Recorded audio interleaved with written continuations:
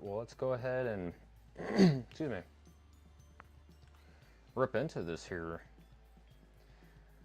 All right, well, as always, I hope everybody is having a good week so far. We're going to be taking a look at a couple of different things today. I do not have like a typical haul that I normally would have. I didn't end up going over to the comic shop last week. I've been super busy cranking out pages for my book. I am completely finished at this point with all the drawing, with all the scanning. I pretty much have the entire thing lettered but one page. So that's pretty much going to be my objective. Either probably tomorrow, I'll probably do it during my lunch break, get the page scanned in and get that lettered, and then from there it's pretty much design work, getting the thing ready. I'm also standing by for alternative covers, and I'm also standing by for pin-ups. But yeah, I probably in like the next 2 weeks or so, maybe week and a half, 2 weeks, I'm gonna be launching the announcement and kind of what's going on with the project that I've been working on. I'm super excited to share everything with everybody, because I've been working my ass off, folks. But yeah, today we're going to be taking a look at Brian Azzarello Joker.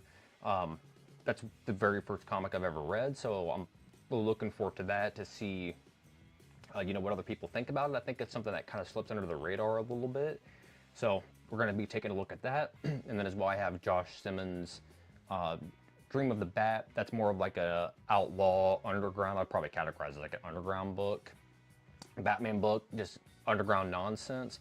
I figure that's also something that's probably isn't a lot of people's spectrum or radar.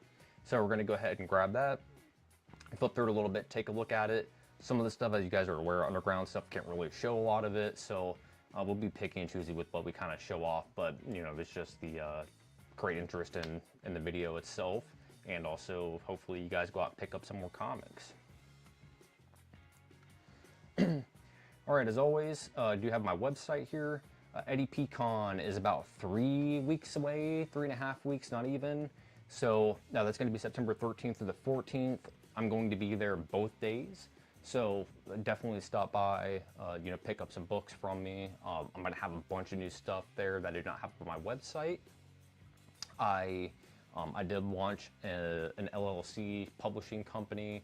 Sensational Press is the name of it. So I, will be publishing other people's stuff, and then as well, my website here, just in general, is going to be getting a whole overhaul in terms of like the store itself.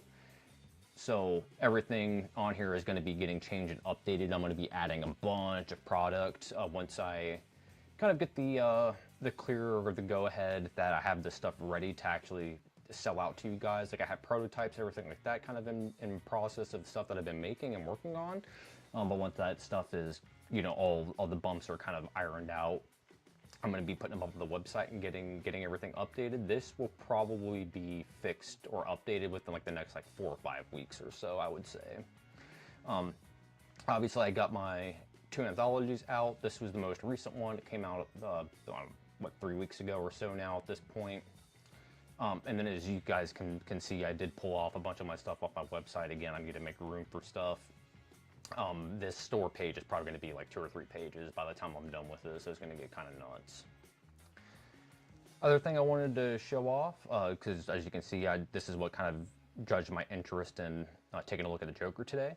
I was recently on the Nerdy Musings podcast with James Foster, his cartoonist buddy of mine, and we just kind of shot the shit a little bit. I'll go ahead and I'll stick this in the chat. So that way you guys have that. Give me a moment here. So if you guys did happen to miss that interview, that is up on his channel currently. We sat and talked about underground comics and just kind of my background a little bit. I'm going to be on his show again in the next couple of weeks, so you guys can keep an eye out for that as well. All right. So let's go ahead and get into this here.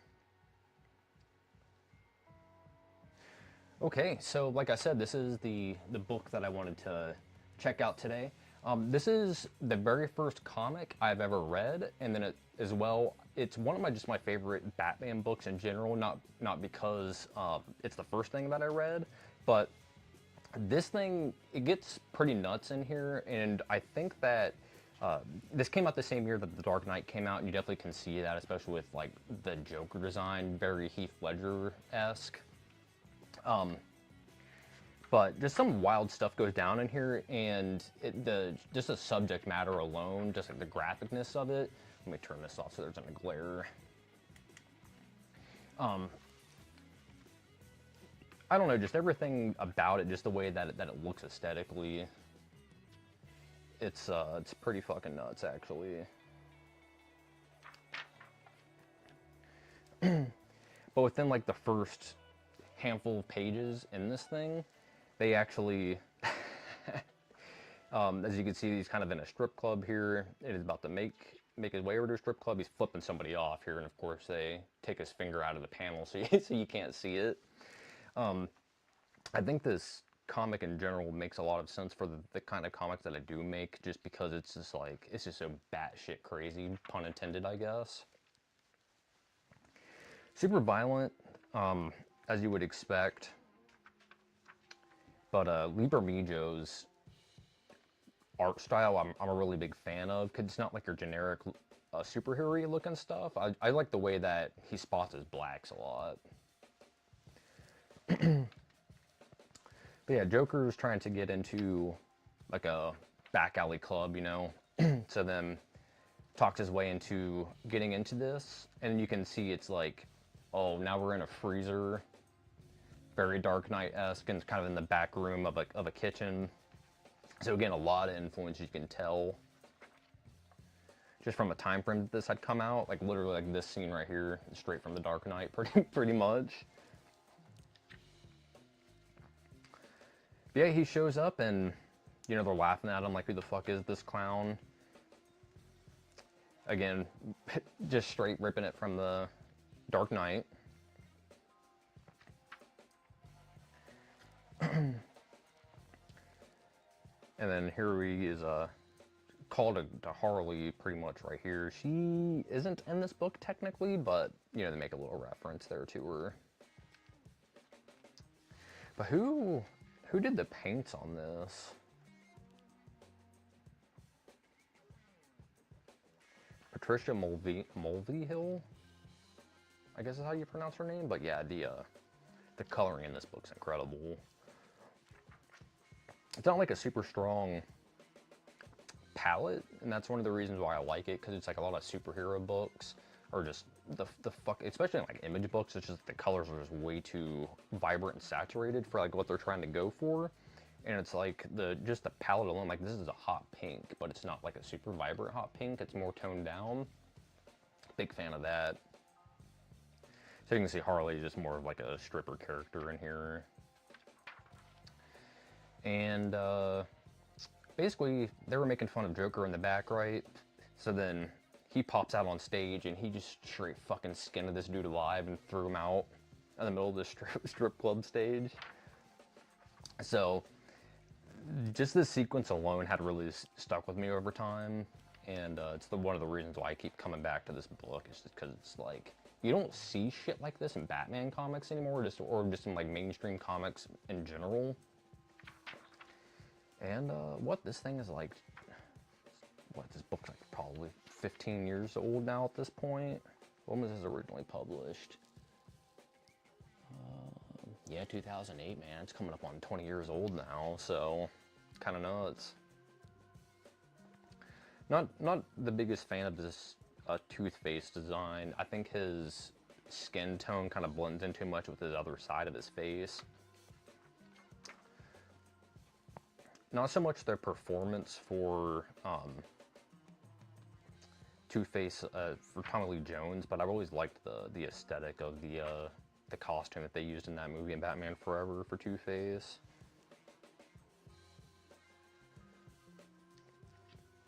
Definitely some Fear and Loathing inspiration there with the yellow sunglasses.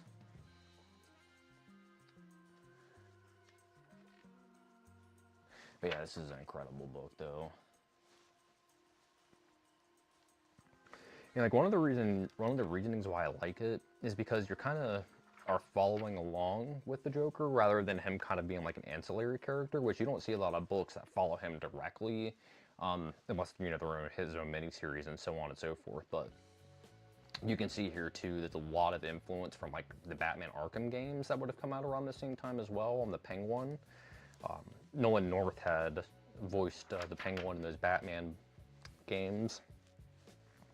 You definitely can see that that's the kind of the direction that they're going with his aesthetic.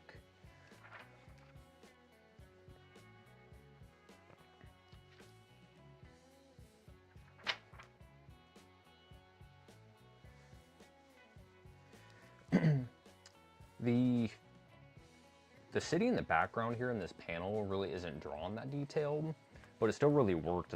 It's like they kind of have speed lines going on back here, but it's more like a sketchy style, and I kind of like how that is. It's not super refined looking, but you still can tell, you know, what you're looking at. Strong cartooning. And a lot of that really comes down to like the colorist as well, just choosing the right color palette to make that stuff stand out and not get lost in the background. So of course, an old-fashioned great cartooning here. Just the scars on his fucking lips all hanging over. Yeah, that's good stuff, dude.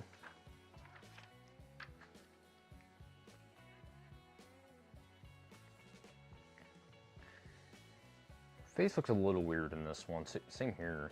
A little strange. They look like different characters. But I wonder what the turnaround time on something like this is. I would assume that the deadlines on like a graphic novel aren't nearly as crazy as a monthly book, obviously. But yeah, just showing how batshit crazy he is. Just fucking shoving a fucking revolver 357 in his mouth and pulling the trigger, and who knows, maybe he kills himself or he doesn't. This is a cool shot, though.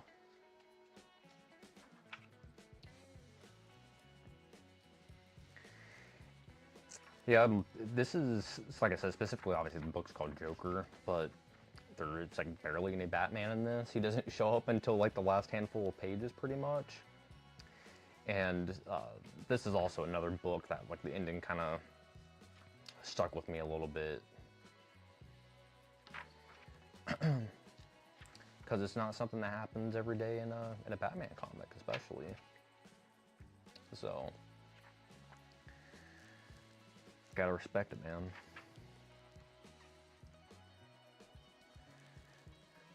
But yeah, his facial expressions are pretty top notch. Like this one here is amazing.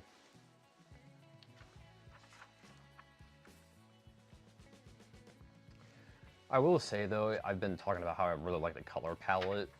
A little too much orange, I think.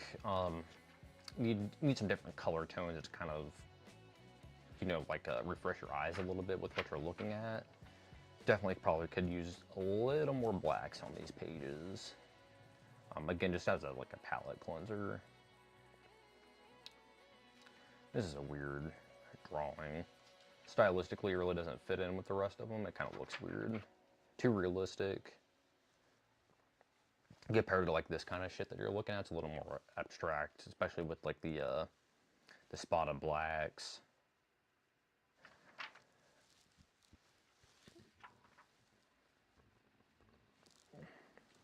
Dude's hands are fucking massive.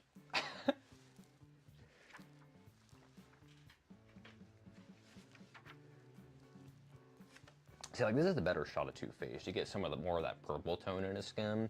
It's better than that last panel. It was way too gray.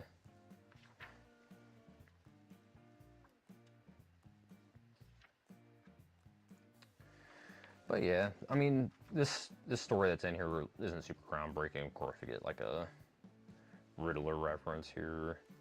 Straight up just tracing some BMWs. That shit cracks me up because it's like, this is 100% a trace job, I'm pretty sure.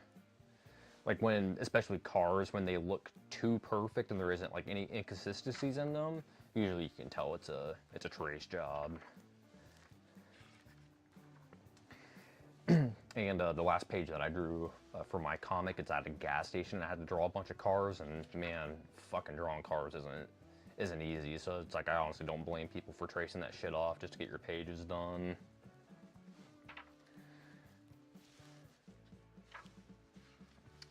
It's like cars and little kids and like girls, just in general, like women, are just difficult to draw. But yeah, check this out, man. Just dude hanging with the fucking exit wound hanging out of his face.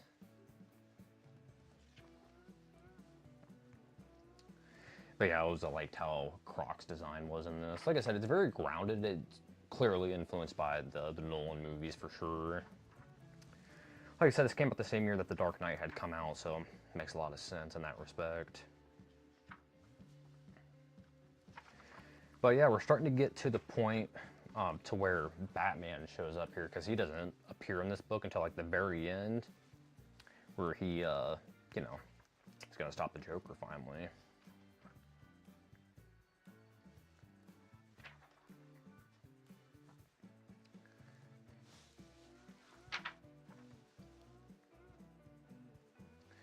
Some of these panels are a little hard to read a little bit, just in terms of like the clarity on them.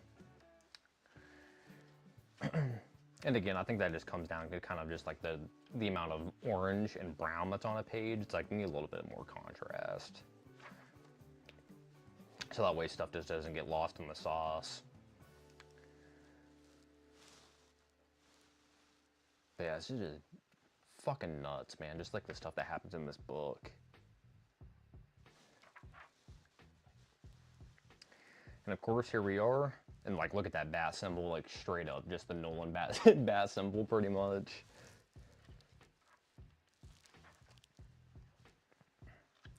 Now here's our main man. Very, like Jim Lee-esque looking Batman to me. Doesn't quite have the look of like the Christian Bale Batman, but has that Jim Lee look to it for sure. And if you guys haven't seen the ending to this book, it's kind of nuts actually. Pretty much getting there though.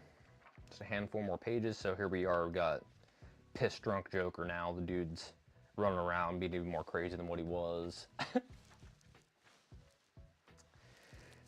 Pretty much like his partner that he's been working with, you know, the entirety of the book. Now he's kind of been at a point to where he's like, I'm gonna get rid of you now because, you know, Batman shows up, so he's just gonna do random crazy shit.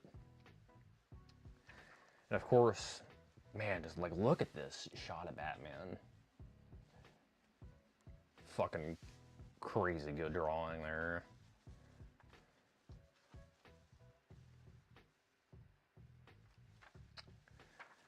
But yeah, so you can kind of see some shit goes down in here. And Joker ain't gonna have it, or Batman's not gonna have it, right? So they go at it, man. Joker pulls out a blade. Batman ain't having it.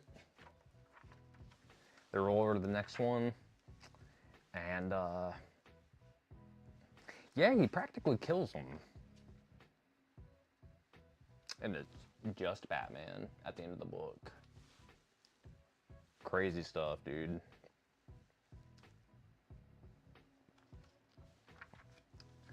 But yeah, one of my favorite Batman books right here.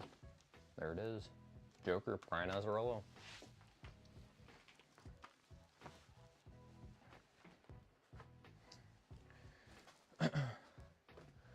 All right. So this book is called Dream of the Bat by Josh Simmons and Patrick Keck. So they kind of did interstitial things on this together. For the most part, it's Josh Simmons stuff. But this got put out through, I want to say that Fantagraphics maybe published this at one point in time. I could be wrong, but this is Mansion Press, which they are a European publishing company. I think they're based out of France. But yeah, they're basically a Fantagraphics is like the best way to look out, and they kind of publish the same shit. More artsy fartsy, hoity-toity, you know, my shit doesn't stink type of comics is the best way I can describe them. Kind of like your top tier, you know, they have really high standards, I guess is kind of what I'm getting at. But this book specifically was like a really big influence on me, and if you guys know a lot about my work with like massing blacks, this is one of those books that I had seen that just has like stupid amounts of blacks in it that kind of influenced the way that my comics look. It's like The Crow, Dream of the Bat, and probably like the Silver Surfer run that Lee and Kirby did. It's like just the amount of blacks that are on the pages really influenced the way that my comics look. But of course, this is just a bootleg underground nonsense. Fucking little bat wiener hanging out.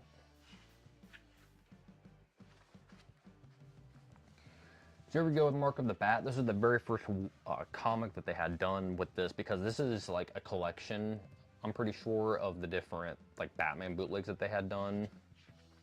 So you'll notice like the art kind of changes and everything like that, and the styles change a little bit as they go on. You definitely can see the progression, because like with this comic in particular, the drawing, you can tell it's not nearly as strong as it is towards the tail end of the book, because just how much they've grown, like leveling up their pages.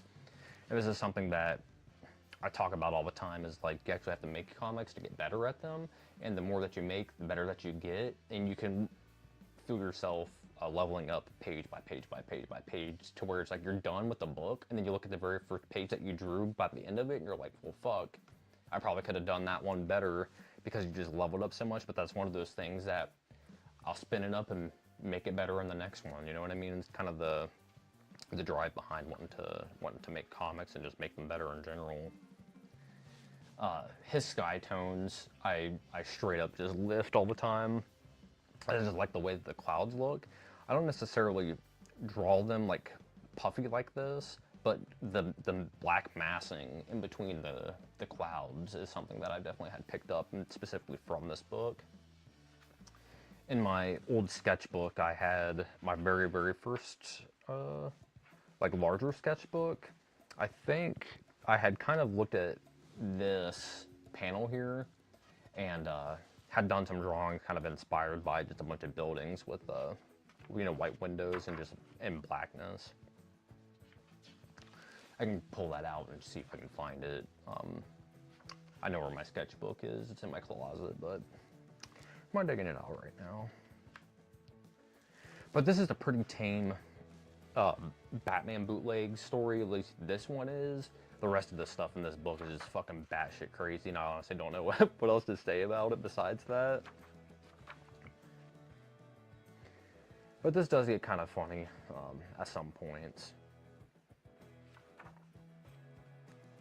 It's like really the only crazy thing that happens in this one. He rips this dude's face off, holds it up to his own, and he's like wearing it like like a mask. And for whatever reason, he stops and he just starts picking at this wall with his fingernail. And then it ends with his fingernail just popping off. That was literally the comic. So there's just stupid shit like that that's in here. Like I said, that one is extremely tame compared to some of this other stuff. Like this one gets pretty nuts, and you can tell just by the cartooning here how much it's stepped up, especially with the backgrounds. They definitely have improved greatly over the previous story. So this is like his Joker knockoff, is this fucking like crackhead looking dude. For the life of me, I can't remember what his name is.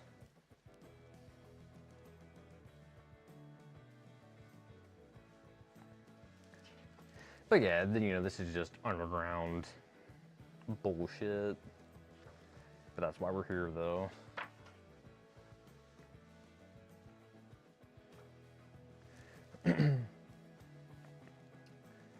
I think that the speech bubbles have a little too much air in them. Like with the negative space that's there, it's a little too much. Here he is. Got his fucking hand cut off. Now he's sitting and taking a shit.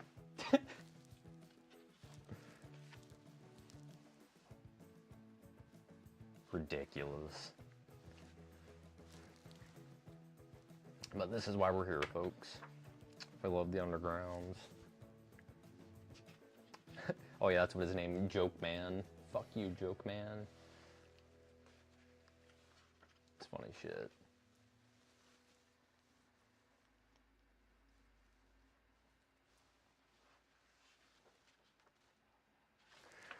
There is some colored stuff in here, but not till some of those later stories. But yeah, dude just like ripped his face off.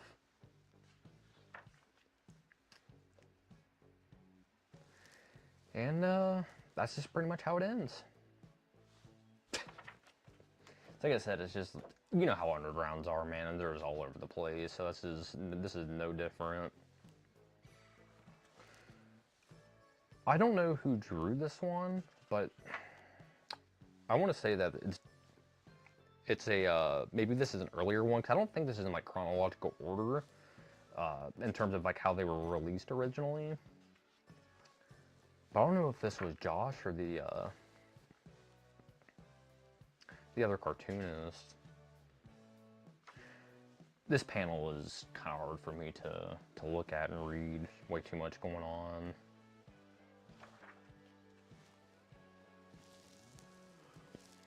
Same with like this. There's just too much going on. It kind of clutters the image a little bit. But Batman just wanking it in the Batcave.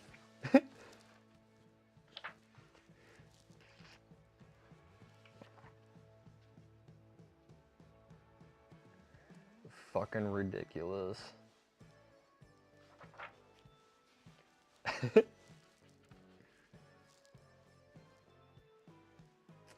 I like the I think this is like a penguin knockoff, what we're going with here. Definitely more Burgess Meredith than anything. Wow, that's some good lettering. I will say that definitely sticks out for sure. It's like their strong suits. Oh, excuse me. Is the lettering.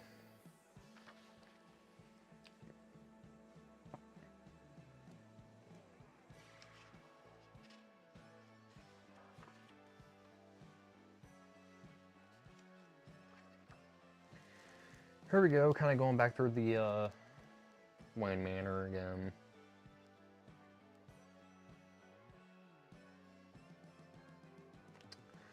Just ripping out some teeth,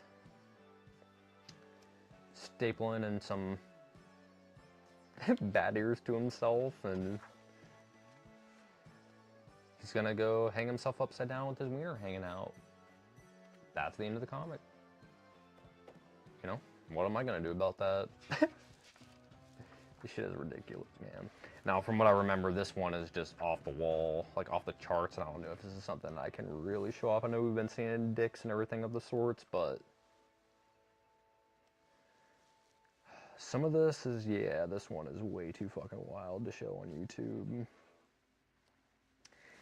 But if you guys want to see it, I don't even think Kayfabe showed some of this stuff. Like, they just straight covered it just because it's that fucking wild.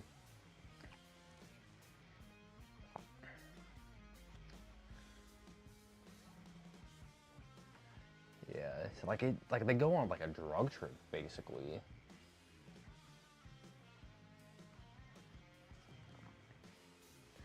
So you can see they're like drinking the blood of the gods basically. Going on a fucking acid trip. Joke Man is back somehow.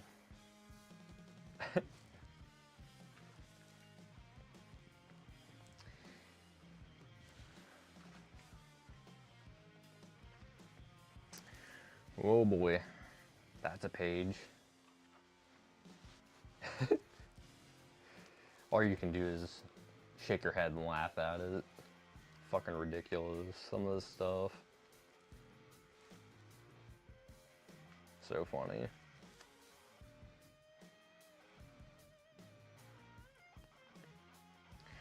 Alright, I think y'all get the point. Now here's some pinups.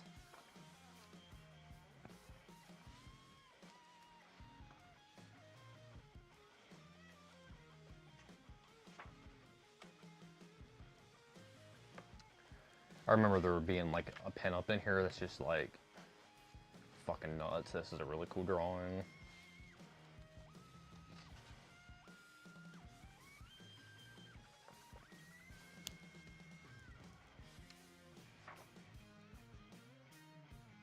It's kind of weird how they put these thumbnails in here. Kind of wish that the thumbnails were kind of all together, or at least they had more in the book. So these they actually turned into trading cards, and when you buy them directly through Mansion Press, they'll come with these too. I keep it in the back sleeve.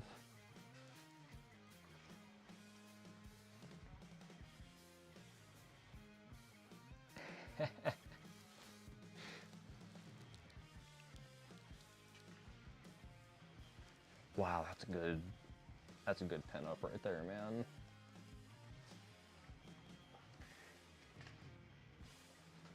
So this is some of my favorite stuff. It's just like this art that's in the back. I honestly think it kind of strives better than the actual comic itself. This is a fucked up looking drawing. I'm into it though. I like this kind of shit. Jesus. Wow, that is fucking badass, man. Fucking ridiculous. Jesus.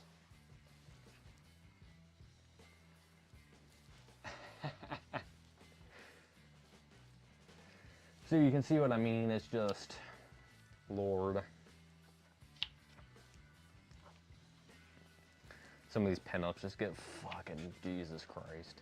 I forgot about, some of this. Oh my God. Well, if this doesn't get my channel blocked, I don't know what does. But here are the the two guys behind the book. Look at these fucking, save some of the rest of us, you know what I mean? But yeah, man, that's Dream of the Bat. Josh Simmons and Patrick Keck, one of my favorites. Underground goodness.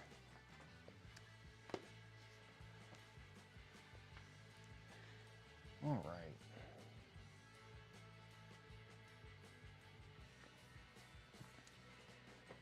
But yeah, I think that's probably where I'm going to wrap it up today. Just a quick 30-minute stream. I have a lot of stuff that I have to get caught up on, and you know, you name it. After EDPCon, I'll be able to do like hour and a half, 2-hour streams like I used to. It's just I have way too much shit going on currently that I need to get taken care of. So business first, and then we'll continue to do longer streams. But I do have a video planned. I don't know if I'm gonna do it next. I don't know if I'm gonna have it up next week or the week after, purely because it depends on you know, my girlfriend's schedule and everything like that with what's going on there. So we'll have to see. But yeah, like I said, quick short stream today. Knocked out those 2 books. So if you are coming in currently, just catching on the replay. Definitely recommend to check out what we looked at, because it was a lot of fun. But yeah, September 13th to the 14th, I'll be in Pittsburgh for EDPCon, and then here in about a week and a half, 2 weeks, I'm gonna have an announcement for the next project that I'm working on, and or I should say the next project that I'm gonna be launching. So keep your eyes out for that, and I can't wait to see I can't wait to show you guys what I'm cooking. So there it is. But yeah. Have a good rest of your week, everybody. I'll see you next week. Peace.